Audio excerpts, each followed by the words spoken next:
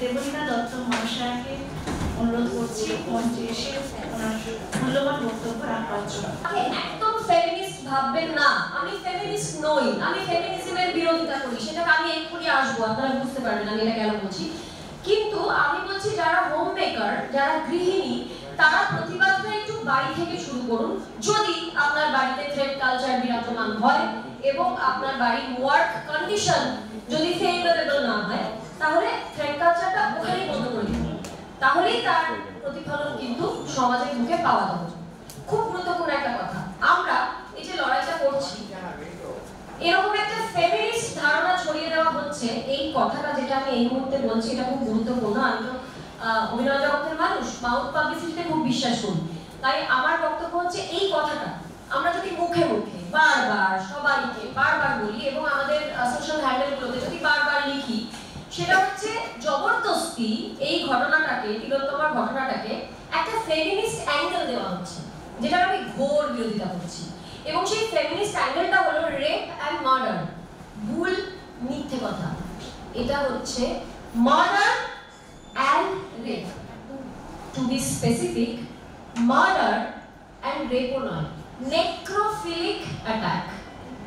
এখানে সব গুণী মানুষরা বসে আছেন, আমাকে আলাদা করে বোঝাতে হবে না নেক্রোফিলিক অ্যাটাকটা কি, আপনারা প্রত্যেকেই জানেন। তো এই নেক্রোফিলিয়ার ঘটনা আরজি করে বহু বছর ধরে চলছিল এবং সঞ্জয়কে, যাকে প্রথমে ল্যাভেন্ডুস হিসেবে ধরে আমাদের সামনে এরকম করে ঝুলিয়ে দেওয়া হয়েছিল, ভাবা হয়েছিল যে আমরা ভুলে যাব, এটা রেপিস্ট ধরা পড়ে গেছে এই ভেবে আমরা কিন্তু কেউ ভুলিনি।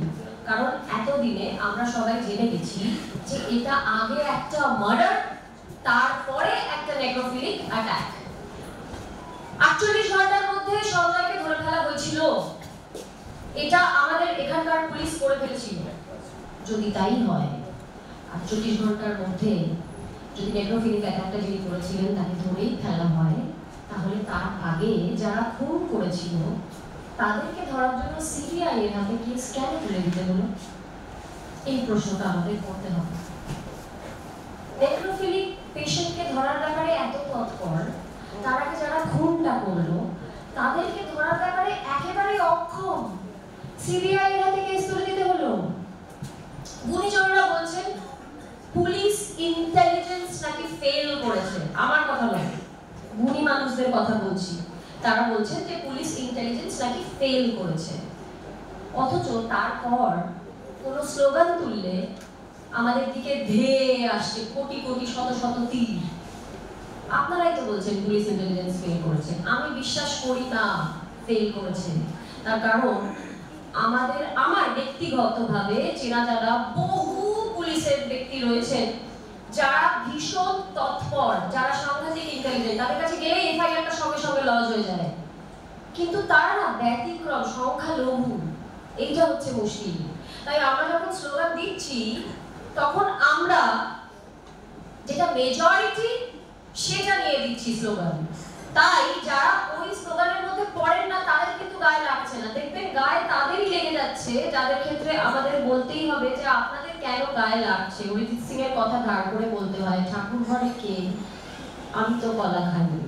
আমরা কারোর নাম করিনি, আমরা অরাজনৈতিক লড়াই লড়ছি না, আমাদের একটা রাজনীতি আছে, সমাজ সংশোধনের রাজনীতি, সেটাই করছি। দোষীদের শাস্তি হোক, সেটাও একটা রাজনীতি। আমরা অদলীয় লড়াই করছি, দুটো আলাদা, অরাজনৈতিক আর অদলীয় দুটো কমপ্লিটলি আলাদা, আমরা সেটাই করছি। তো এই যে আমাদের বারবার বলতে হবে যে এটা আগে একটা মডার্ন, তারপরে একটা, তাও নেক্রোফিলিক অ্যাটাক, এটা আমার মনে হয় বলা খুব জরুরি। দ্বিতীয় যে কথাটা আমি বলতে চাই, এই যে ডাক্তারদের, জুনিয়র ডাক্তাররা হয়তো আবার আজকে স্ট্রাইকে যেতেও পারে, নাও যেতে পারে, আমি জানি না, যেটা চৈতিদি অলরেডি বললেন যে স্বাগততে যে ঘটনা ঘটেছে, রাস্তার লোকজন ঢুকে পড়ে 3 তলায় উঠে গিয়ে মারধর করেছে নার্সদের, ডাক্তারদের, ওর ব্যাপারে ভীষণ শীত হচ্ছে, এটা কি নেমে গেল হঠাৎ? না, ঠিক আছে, মারধর করেছে, ভেঙে দিয়েছে হসপিটাল।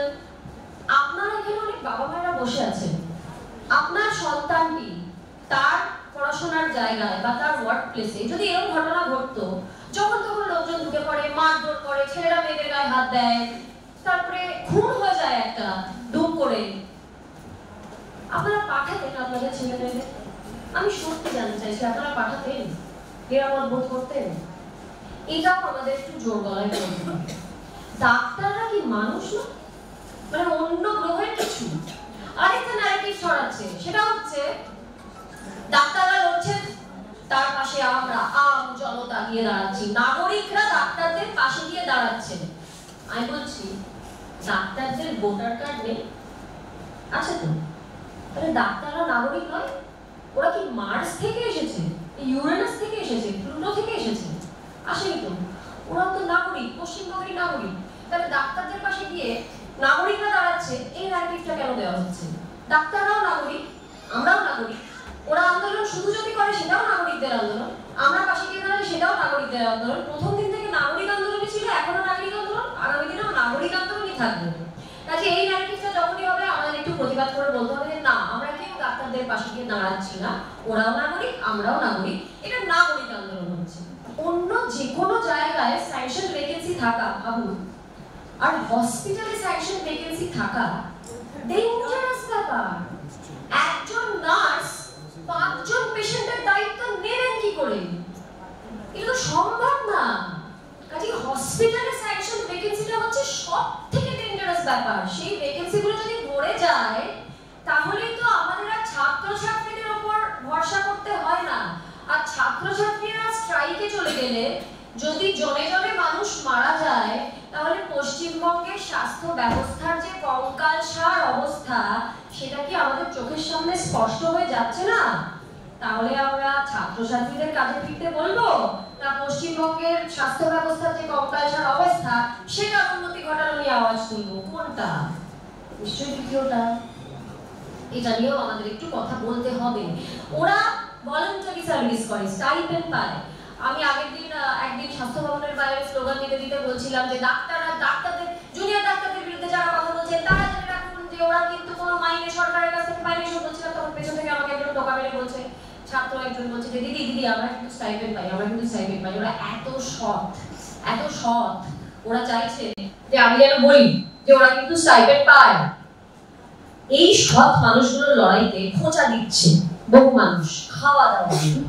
এই তো সল্ট লেকের বড় বড় বিল্ডিং থেকে মানুষরা নেমে এসে আপনাদের খাবার দিচ্ছে, আপনারা না। স্বাস্থ্য ভবনের বাইরে একটা ছোট্ট পশ্চিমবঙ্গ তৈরি হয়ে গিয়েছিল। পশ্চিমবঙ্গের বিভিন্ন প্রান্ত থেকে মানুষ রান্না করে করে নিয়ে আসছিলেন, তাদের যা খুশি হচ্ছিল তারা রান্না করে নিয়ে আসছিলেন। সেটাও আন্দোলনের অংশ, তারা ওইভাবেই আন্দোলনে যোগদান করছিলেন প্রত্যেক দিন এবং খাওয়াচ্ছিলেন ডাক্তার ছাত্রছাত্রীদের। কাজে একটা ছোট্ট পশ্চিমবঙ্গ তৈরি হয়ে গেছিল স্বাস্থ্য ভবনের বাইরে। এটা ভাবার কোনো কারণ নেই যে শুধুমাত্র সল্ট লেকের বহুতল বিল্ডিং এর লোকজনেরা এসে খাবার দিয়েছিল, না। আমি নিজে ওখানে ছিলাম, আমি কথা বলেছি, আমি দেখেছি। কাজে ডাক্তারদের চয়েস ছিল না। কেউ যদি ভালোবেসে বিরিয়ানি রান্না করে এনে দিচ্ছিল, ওরা বিরিয়ানি খাচ্ছিল, কারণ কেউ একজন রান্না করে এনে দিয়েছে ভালোবেসে। ওরা মেনু কার্ড দেখে অর্ডার করেনি বিরিয়ানি। মেনু কার্ডটা দেওয়া কাকে হয়েছিল? সিপি কে। ডাক্তাররা চেয়েছিল সিপির পদত্যাগ। উনি তো যে নষ্ট করা হলো, এভিডেন্স নষ্ট করা হলো, সেটা আটকাতে পারেনি, তাই ওরা পদত্যাগ চেয়েছিল।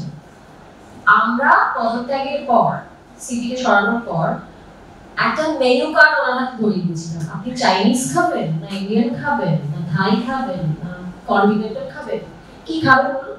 যেটা আপনার পছন্দ আপনি সেটা খান, আপনার যেখানে পছন্দ আপনি যান।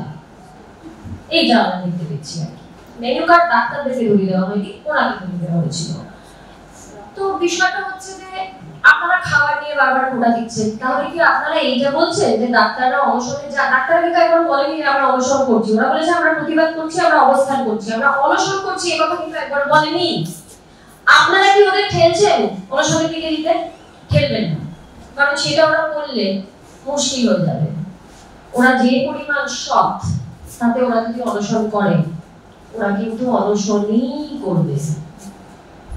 মালাই চা খেয়ে, স্যান্ডউইচ খেয়ে অনশন কিন্তু ওরা করবে না। ওটা সত্যি সত্যি অনশন হবে। কাজে ওদেরকে অনশনের দিকে ঠেলবেন না। আর আমার এই কথাটা কেউ গায়ে মাখবেন না। যদি মাখেন তাহলে বুঝবো ঠাকুর ঘরে কে, আমি তো বলা হয়নি,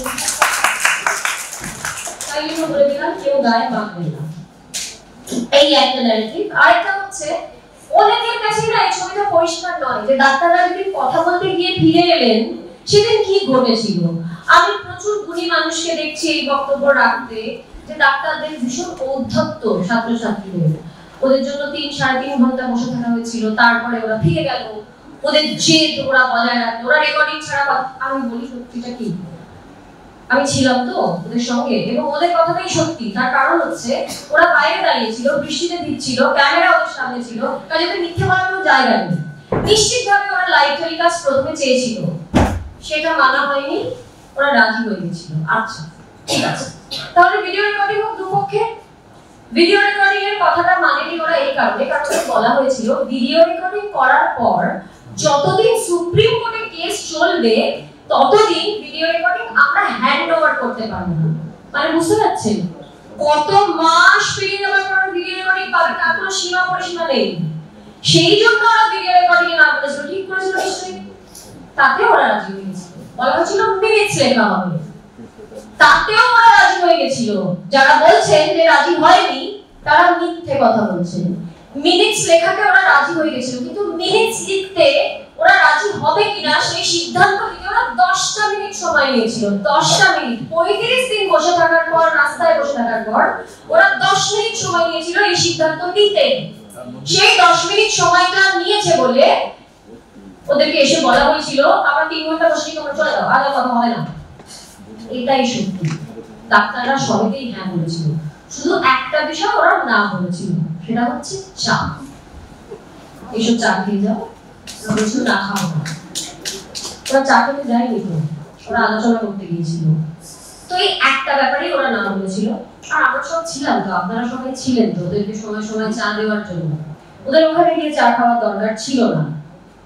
এইটাও আমাদের একটু এই ন্যারেটিভটা ঠিক করে দেওয়া দরকার, কেননা বহু মানুষকে মিথ্যে কথা বোঝানো হচ্ছে, বুঝিয়ে বিভ্রান্ত করা হচ্ছে, সেটা আমরা করতে দেব না।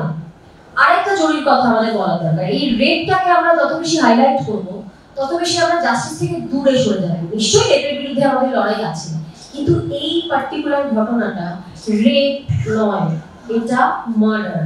আবারও আমি রিপিট করছি, কারণ তিলোত্তমা যদি পুরুষ হতো, একজন ছাত্র হতো, ওকে তাহলেও মরতে হতো।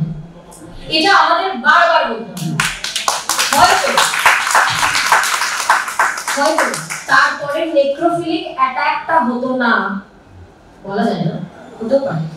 সন্দীপ ঘোষের মতো মানুষ যদি আশেপাশে থাকে তাহলে পুরুষ হলেও নেক্রোফিলিক অ্যাটাক হতে পারত। ইতিহাস তো তাই বলে। উনি জেল তো ওই কারণেই খেটেছিলেন, একজন পুরুষের সঙ্গে অস্বাভাবিক ব্যবহার করার জন্য উনি জেল খেটে এখানে এসেছিলেন, এসে প্রিন্সিপাল হয়ে বসে পড়েছিলেন। তো আমরা আবার গুণী মানুষদের কাছ থেকে শুনেছি যে উনি প্রিন্সিপাল হয়ে কেন এতদিন ছিলেন, কারণ স্বাস্থ্য ভবনের কিছু আমলার সঙ্গে নাকি ওনার খুব ভালো সুন্দর মিষ্টি সম্পর্ক ছিল, সেই জন্য উনি বসেছিলেন প্রিন্সিপাল হয়ে। এটা আমি বলিনি, এটা গুণী মানুষরা বলছেন। তাহলে আমার প্রশ্ন, আপনারা সেই আমলাদের খুঁজে বার করছেন না কেন, যিনি একজন এরকম অসম্ভব নরকের কীটের মতো মানুষকে সুন্দর সম্পর্কের কারণে প্রিন্সিপাল করে বসে রেখে দিয়েছিলেন? সেই আমলাদের ধরা হোক, তারাও তো অন্যায় করেছে। মানে আমি একটা খুন করলাম, উনি সেই শরীরটাকে পিস পিস পিস পিস করে কেটে সুটকেসে ভরে সমুদ্রে ভাসিয়ে দিলেন। আমি যতটা দোষী উনি তো ততটাই দোষী না, ততটা দোষী না, তার থেকেও বেশি দোষী। কারণ আমি খুনি, আমি তো খুন করবো, আমি খুনি মনস্ক একজন মানুষ। উনি আমাকে সাহায্য করছেন খুনটা করতে। তো আমাদের গোড়া থেকে উপরে ফেলতে হবে দুর্নীতিটা। যারা এটাকে সাপোর্ট করছে তাদের বিরুদ্ধে আমাদের লড়াই। এবং আমার অত্যন্ত প্রিয় শিল্পী সনাতন নিন্দা মহাশয়, উনি কিন্তু ওনার দুর্গার হাতে কোনোদিন অস্ত্র দেননি এত বছরে। এই প্রথম উনি ওনার দুর্গার হাতে অস্ত্র দিয়েছেন। উনি ওনার প্রতিবাদটা এইভাবেই করছেন। ঠিক সেই রকমই দুর্গাপূজার সময়ও প্রতিবাদ চলবে, প্রতিবাদের উৎসব চলবে। আমরা উৎসব মুখর বলেই আমরা প্রতিবাদ করছি। আর যারা প্রতিবাদে নাচ কেন হচ্ছে, গান কেন হচ্ছে, কবিতা কেন বলা হচ্ছে, আচ্ছা স্ট্রিট পেইন্টিং কেন করা হচ্ছে, এর নাম প্রতিবাদ, এগুলো যারা বলছেন তাদেরকে আমি বলবো একটু কিঞ্চিত পড়াশোনার দরকার আছে। সারা পৃথিবীতে যতগুলো রেভলিউশন হয়েছে সেই রেভলিউশনগুলো একটু ঘেটে দেখুন যে নাচ, গান, পথনাটিকা, স্ট্রিট পেইন্টিং, স্ট্রিট আর্ট এই জিনিসগুলোর কি ভূমিকা যে কোনো রেভলিউশনের ক্ষেত্রে, যে কোনো প্রতিবাদের ক্ষেত্রে, প্রত্যেকটার একটা একটা আলাদা আলাদা করে নাম আছে। সেটা আপনারা দেখলেই বুঝতে পারবেন যে এগুলোর দিকে আঙুল তুললে আমরা ছোট হচ্ছি না, আপনারা ছোট হচ্ছেন, কেননা আপনারা নিজেদেরকে চূড়ান্ত অশিক্ষিত প্রমাণ করছেন। কাজে এগুলোর দিকে আঙুল দেখাবেন না, একটু নিজেদেরকে শিক্ষিত করুন, করে লড়তে আসুন, তাহলে ভালো লাগবে। কারণ এই লড়াইটা না ডাক্তাররা করছে, লিড করছে, মানে মেধা রয়েছে এটার সঙ্গে। আন্দোলনকারীদের যে সাংঘাতিক মেধা, যে কোনো মেডিকেল কলেজে সুযোগ পেতে গেলে যে মেধা লাগে, এটা সাধারণ মেধা নয়, আমরা তো থার্ড পাশে ঘেঁচতে পারবো না সেই মেধার। কাজে সেই মেধাটা রয়েছে, তাই আপনাদেরকে একটু পড়াশোনা করে মোকাবিলা করতে হবে, না হলে একটু অসুবিধা আছে। আর বেশি কিছু বলার নেই, যেটা বলার সেটা হচ্ছে মোটামুটি সবকটা পয়েন্টই কভার করে ফেলেছি।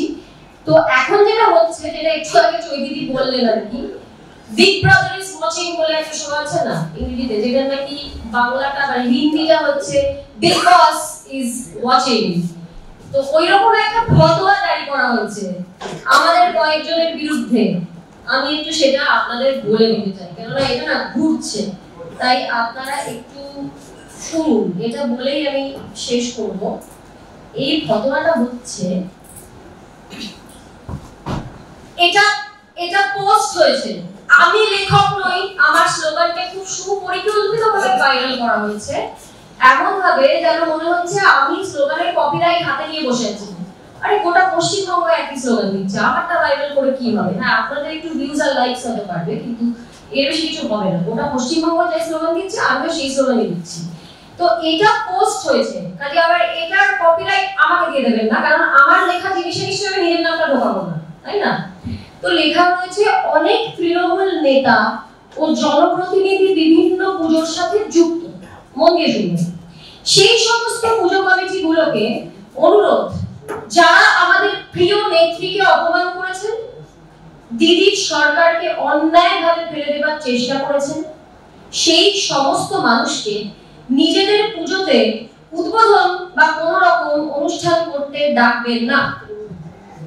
এদের একজনকেও ডাকা হলে বুঝবো সেই নেতাদের মমতা বন্দ্যোপাধ্যায়ের প্রতি কোনো আবেগ নেই। তালিকা নামগুলো শুনুন: সোহিনী সরকার, দেবলীনা দত্ত, স্বস্তিকা মুখোপাধ্যায়, সাহেব চট্টোপাধ্যায়, শোভন গাঙ্গুলি, অমৃতা দত্ত, ঈপ্সিতা চট্টোপাধ্যায়, ঋত্বিক, আরো আছে পায়েল মজুমদার, চৈতি ঘোষাল, সুদীপ্তা চক্রবর্তী, বিদীপ্তা চক্রবর্তী, মির্চি অগ্নি, কিরণ দত্ত, উন্মেষ গাঙ্গুলি, শ্রীলেখা মিত্র। শেষ কথাটা হচ্ছে বোল্ডে লেখা আছে, আমরা নজর রাখছি। আমি বলছি এটা কি বিগ বস ইজ ওয়াচিং? কি এটা? কিসের নজর রাখা হচ্ছে? মানে আমি বলছি অনেক এই তালিকাটা দেখার পর কতজন জানেন বলছে আমাদের ফোমো হচ্ছে, ফোমো, আমরা লেফট আউট ফিল করছি, আমাদের নাম নেই কেন লিস্টে? এটা বলছেন কোন করে বহু মানুষ, কারণ আমরা তো দুর্নীতি, প্রেস কালচার, খুন, ওয়ার্ক প্লেসে এইটার বিরুদ্ধে প্রতিবাদ করছি। এই প্রতিবাদটা কি করে সরকারের বিরুদ্ধে হয়ে গেল বলতো? আমরা তো বলি না কথা। তার থেকে বড় কথা হচ্ছে ডাক্তাররা মাননীয়ার সঙ্গেই তো বারবার মিটিং করতে যাচ্ছে, মাননীয়ার কাছেই তো অনুরোধ করছেন, তাহলে মাননীয়াকে পেরে দিচ্ছেন মনে হচ্ছে কি করে? ওনার কাছেই তো অনুরোধ করছেন বারবার গিয়ে, সত্যিই তো সেটা হচ্ছে না। আমরা উদ্বোধন করতে যাচ্ছিও না, আমাদের আটকানোর দরকার নেই, কারণ আমরা ঘোড়ার দিন যাবো। আমরা এই পুজো উদ্বোধন নিচ্ছি না, বলে দিচ্ছি না, যাব না, কারণ আমরা আমাদের প্রতিবাদে উৎসবে রত হয়ে আছি, তাই না? চৈতন্য সুন্দর যাচ্ছে। ভয় পেও না, তোমায় আমি মারবো না, সত্যি বলছি, লড়াই করে তোমার সঙ্গে পারবো না, হাতে আমার মুগুর আছে, তাই কি এতে আসছো না? এরপরে লাইনগুলো হচ্ছে অভয় দিচ্ছি, শুনছো না যে? এটা হচ্ছে আমাদের লাইন, অভয় তো দিচ্ছি, ভয় পেও না, শুনছো না যে? এটা আমি পড়ে শুনিয়ে দিলাম, আপনাদেরকে নামগুলো পড়ে শুনিয়ে দিলাম এই কারণে, কারণ শেষে বলা আছে আমরা কিন্তু নজর রাখছি। আমি এই জন্য পড়ে শুনিয়ে দিলাম যে আপনারাও নামগুলো শুনে নিন, আপনারা কিন্তু খেয়াল রাখবেন, নামগুলো বললাম ভবিষ্যতের জন্য। যাই হোক, একটু বসুন, একটু আর দুটো কথা বলবো, ঠিক 2 মিনিট দেব। একটা 3টে স্লোগান বলবো, 3টে স্লোগান আমরা একটু একসঙ্গে বলে শেষ করে দেবো আর কি, জাস্ট 2 মিনিট। হ্যাঁ, তো আমার এটাই বলার, শেষমেশ আমার একটাই কথা বলার, যে ডাক্তারদেরকে বলা হয়েছে ওদের চেয়ার চাই, আমাদেরকে বলা হয়েছে আমাদের টিকিট চাই, ঠিক আছে? তো এই চেয়ার আর টিকিটের ঊর্ধ্বেও যে কিছু আছে জীবনে, এটা ভাবতে না পারাটা বড় দুঃখের। তো আমার একটা হাম্বল সাজেশন আছে, যাদের মাথায় এই চেয়ার আর টিকিটের ওসিডি হয়ে গেছে, অবসেসিভ কম্পালসিভ ডিসঅর্ডার, তাদেরকে আপনারা একটু অভয়া ক্লিনিকটা গুগল করে দিয়ে দেবেন, ওখানে 4টে ফোন নাম্বার আছে, যে কোনো একটা নম্বরে ফোন করবেন, ফ্রিতে সাইকোলজিক্যাল ট্রিটমেন্ট হবে, ফ্রিতে ওষুধ দেবে, ওই টিকিট আর চেয়ারের যে ভূত টেনে নামিয়ে দেবে মাথা থেকে, সেটা আপনারা দিয়ে দেবেন। এবং শেষমেশ বাধা আসছে, ভীষণ বাধা আসছে, তাই আমার শুধু একটাই কথা বলার, সেটা হচ্ছে বাধা যত বাড়বে তোমরা তত হারবে। আমরা একসাথে বলবো এটা একবার, বাধা যত বাড়বে তোমরা তত হারবে। পরেরটা হচ্ছে বাধা যত তীব্র হবে লড়াই তত উগ্র হবে, বাধা যত তীব্র হবে লড়াই তত উগ্র হবে, এবং বাধা যত প্রকট হবে লড়াই তত বিকট হবে, বাধা যত প্রকট হবে লড়াই তত বিকট হবে। WBJDF এবং আমরা প্রত্যেকে ভীষণ ভদ্র, সভ্য, শিক্ষিত, নম্র একটা আন্দোলনের নজির তৈরি করেছি গোটা পৃথিবীর কাছে। তার মানে এটা আমাদের দুর্বলতা নয়, দুর্বলতা ভাববে না, প্রয়োজনে কিন্তু এই লড়াই তীব্র হতে পারে। আপনার পাশে থাকবেন তো?